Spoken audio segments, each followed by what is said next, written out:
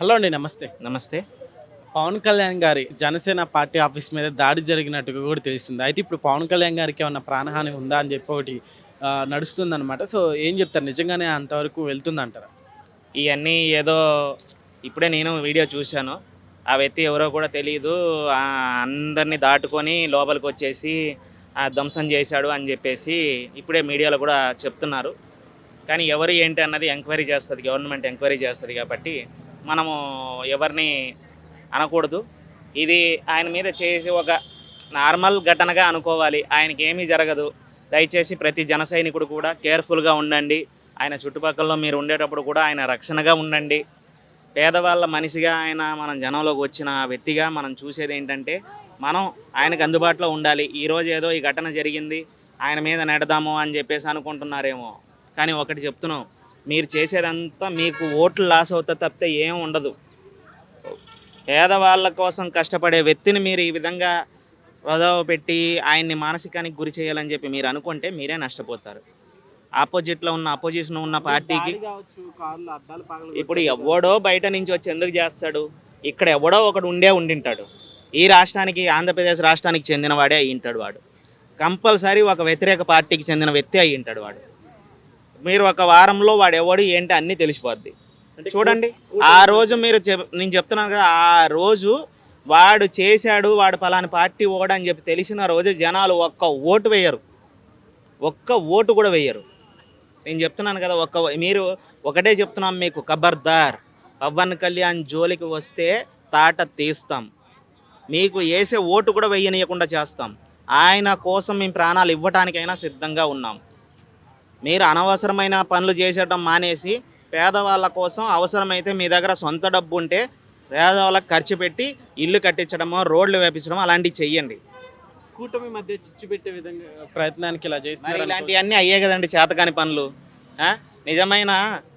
నిజమైన నాయకుడు ఎవ్వడు ప్రజల్ని పరిపాలిద్దాం అనుకుంటాడు, కానీ ఇలా చొచ్చి పెడదాము, వాళ్ళని విడగొడదామని చెప్పేసి ఎవ్వడు అనుకోడు.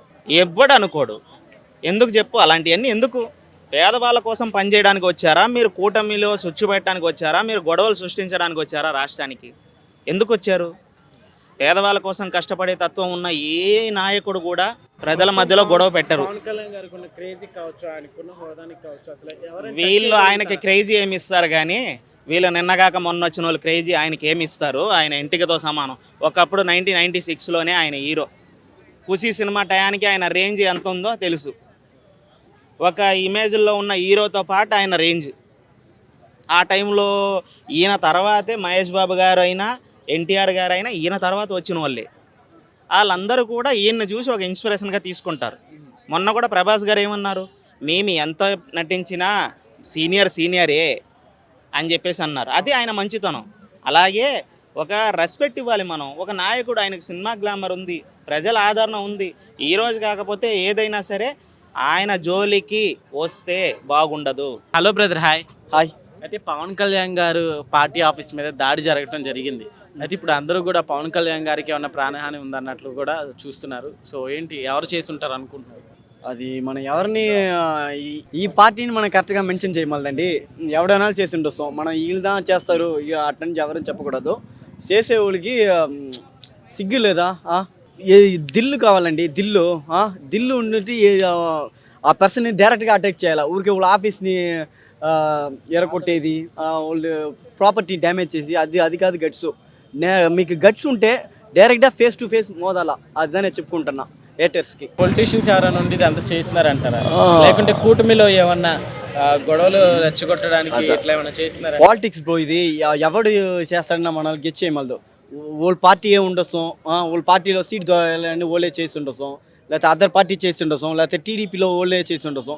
సో లేకపోతే వేరే ఏదో కామన్ మ్యాన్ కోపం వచ్చి రైస్ చేసి ఓళ్ళు ఏదో చేసి ఉండొస్తాం. సో ఎవరిని గెచ్ చేయమలదు, మనం ఎవరిని టార్గెట్ చేయమలేదు చెప్పుకుంటున్నా.